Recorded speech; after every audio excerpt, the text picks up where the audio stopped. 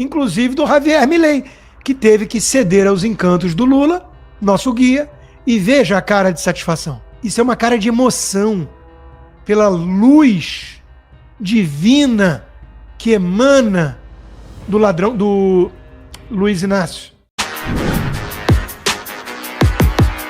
Olavo é do Carvalho, melhor canal de corte do YouTube.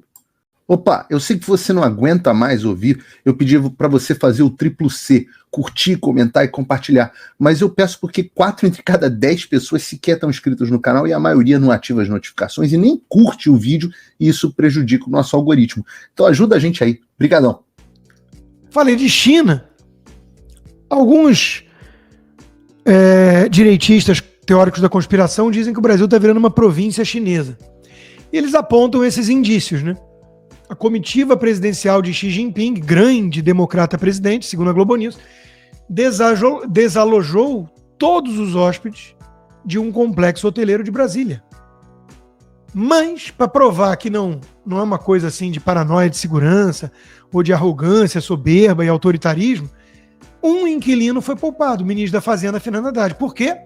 Porque é o grande artífice e arquiteto do plano econômico do Brasil que a China aplaude. Porque, obviamente, a China tem interesse que o Brasil afunde. Mas, dentro desse contexto, né, o Fernando Haddad foi poupado e ficou lá junto com os chinesinhos todos. Inclusive, já saíram boas ideias disso. O Brasil estuda emitir títulos de dívida em moeda chinesa. E aí, eventualmente, se o Brasil de fato acabar virando uma província chinesa, os teóricos da conspiração não estarão certos só por conta disso. Porque os teóricos da conspiração acham que o Brasil vira uma província chinesa para destruir a nossa democracia, mas claro que não. É para fortalecer a democracia, assim como na China. Entenderam? Às vezes eu acho meio confusa a lógica que vem do gabinete do ódio que não existe, da esquerda, do Janones e companhia. Mas eu sou um bom aluno, então a gente está se esforçando para aprender. Por exemplo, o opositor do Maduro, detido após aquelas eleições limpíssimas na Venezuela, morreu na prisão, depois de torturas, segundo denúncias. O presidente Bolsonaro disse: nem um pio dos deuses da democracia e nem dos arautos dos direitos humanos de organizações mundo afora, é tudo coincidência. Claro, Bolsonaro! Os deuses da democracia, e eu não sei se eu captei alguma ironia, sarcasmo, mas são mesmo deuses da democracia? Ou você olha para o Alexandre de Moraes e não vê um deus da democracia? Um Flávio Dino? Um Gilmar Mendes? São deuses do Olimpo democrático. Eles têm mais o que fazer do que ficar denunciando ou falando de Maduro. Eles estão salvando a democracia brasileira. De você, Bolsonaro. E você quer que ele perca tempo falando de Venezuela, que o PT reconheceu a vitória do Maduro pelo Foro de São Paulo? O Lula parou de criticar também, né? Isso aí, acho que alguns dos meus pares na mídia chegaram a falar que tinha uma rusga, o Lula estava brigando com o Maduro, denunciando. Mas que tá tudo bem já, né? Como tem que ser entre regimes democráticos. Não há por que ficar climão, né? Mal-estar entre dois grandes e legítimos democratas, Lula e Maduro. Aí vem essas notas do X, são a coisa mais fascista que eu já vi, porque permite que pessoas comuns tenham opinião e não só agências de checagem que são os nossos iluminados jornalistas, né? Então, Lula, com poder de mobilização, conseguiu reunir no Rio de Janeiro quase todas as lideranças mundiais. É o cara. Aí vem essas notas fascistóides dizendo que a decisão do G20 foi tomada lá no governo Bolsonaro. Tá, mas e daí? Quem recebeu foi o Lula. Quem apertou a mão foi o Lula. Inclusive do Javier Milei, que teve que ceder aos encantos do Lula, nosso guia, e veja a cara de satisfação. Veja que até o coração gélido de um cara da extrema-direita libertária como Milei, nessa hora se aquece. Isso é uma cara de emoção, uma cara de quem está sendo contagiado pela luz divina que emana do ladrão, do Luiz Inácio. Então, meus amigos, aí vai lá o Estraga Prazeres, depois desse momento bonito, né? E faz um discurso com um climão pesado e poucos aplausos sobre fome. Por quê? Porque ele diz que não é papel do Estado agir contra a fome. Só o capitalismo pode trazer prosperidade. Ah, é? Ah, é, Milei? Então me explica por que tem fome nos Estados Unidos, mas não na Coreia do Norte. Ou mais, é papel do Estado acabar com a fome. Sabe quem sabe disso? O Lula. No primeiro ano de governo, em 2003, o que o Lula fez? Lançou o Fome Zero. E o nome já diz, Fome Zero. Pronto. Depois ele descontinuou o programa. Aí os opositores vão dizer que é porque foi um fiasco. Não! Porque fome zero. Zerou a fome, acabou o programa. Aí depois, coincidentemente, assim que assume Bolsonaro, volta 30 milhões de pessoas para miséria e fome. Aí o Lula veio agora e acabou já de novo com isso. Não precisou nem lançar o Fome Zero. Porque ele chegou ao poder, a fome acabou. Então não é o capitalismo que produz alimentos. É o Estado. E como prova disso, o Lula indicou o ministro Wellington Dias para o Conselho da Aliança Global contra a Fome, que é um ambiente muito legal, porque essas autoridades todas viajam com jatinhos particulares, comem muito bem, às vezes tem caviar, lagosta e tudo, para discutir como acabar com a fome no mundo.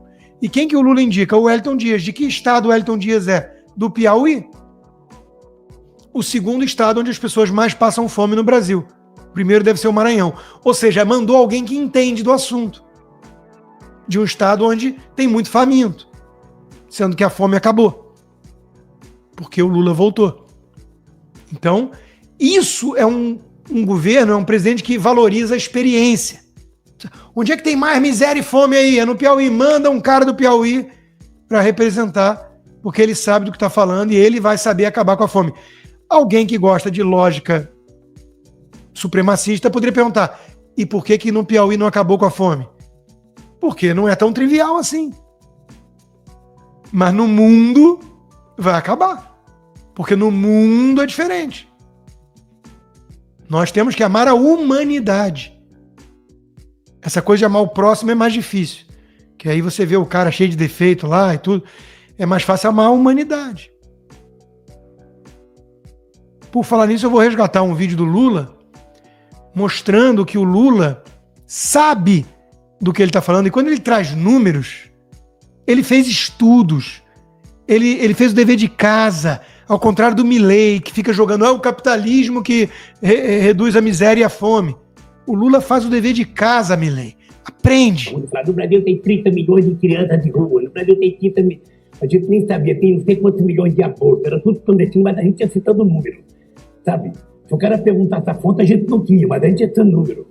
Eu não esqueço nunca, eu estava debatendo o Roberto Marinho e o Jaime Lerner em Paris. Mas eu estava dizendo, porque no Brasil tem 25 milhões de crianças de rua. Eu era aplaudido calorosamente pelos franceses. Tudo eu tenho de falar. O Jaime Lerner falou assim para mim, Lula, não pode ter 25 milhões de crianças de rua, Lula. Porque senão a gente não conseguiria andar nas ruas, Lula. É muito difícil.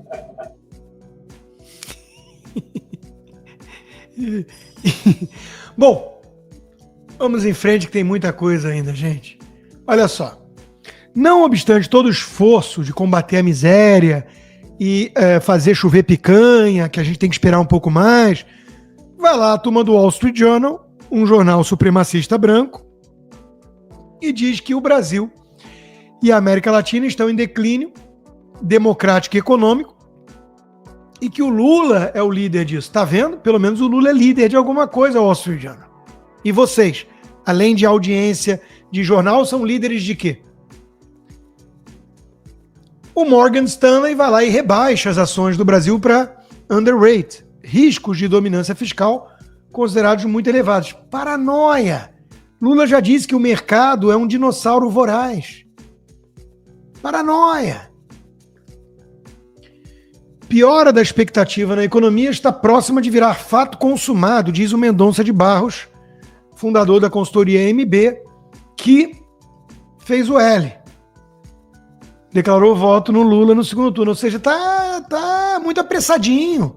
Confiou no Lula. E agora já tá com medo, que nem o Armínio? Pelo amor de Deus, dê tempo ao moço. Dê tempo. O trabalho de recuperação de um país devastado pelo Paulo Guedes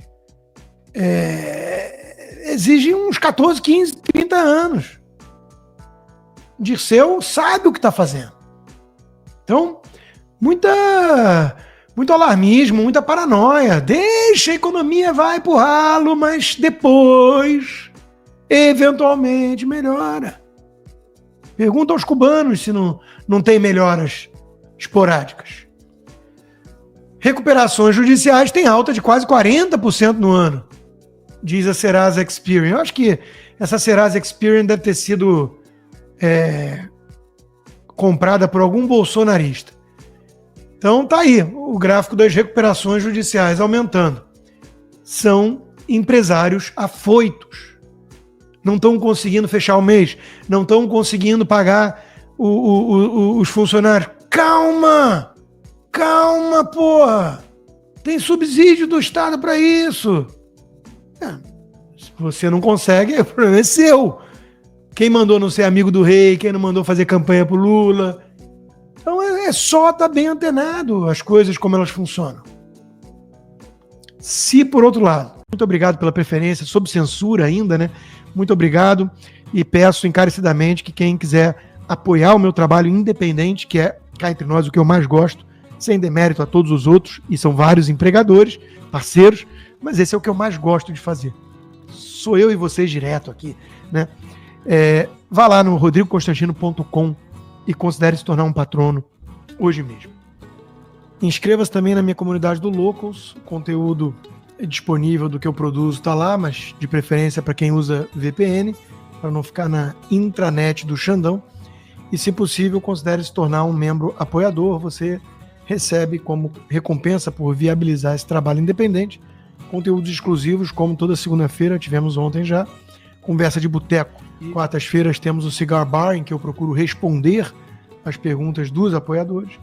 Então, vá lá no rodrigoconstantino.locals.com, inscreva-se, gratuito, e se possível, torne-se um membro apoiador. Olá, e eu espero que você esteja aproveitando esse vídeo.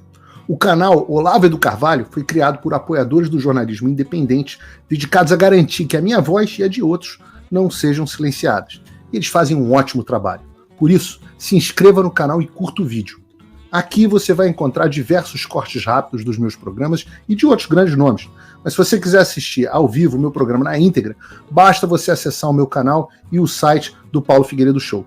Está ao vivo todas as terças e quintas, às 15h. No meu site você também pode apoiar o meu trabalho. Todo o meu programa é financiado pelos assinantes e cada contribuição faz uma enorme diferença. Assinar é fácil e acessível. E eu ainda criei um cupom exclusivo de desconto para o Olavo do Carvalho, que oferece 20%. Com isso, você pode me apoiar com apenas um pouco mais de $5 por mês, que é menos do que uma promoção do Big Mac.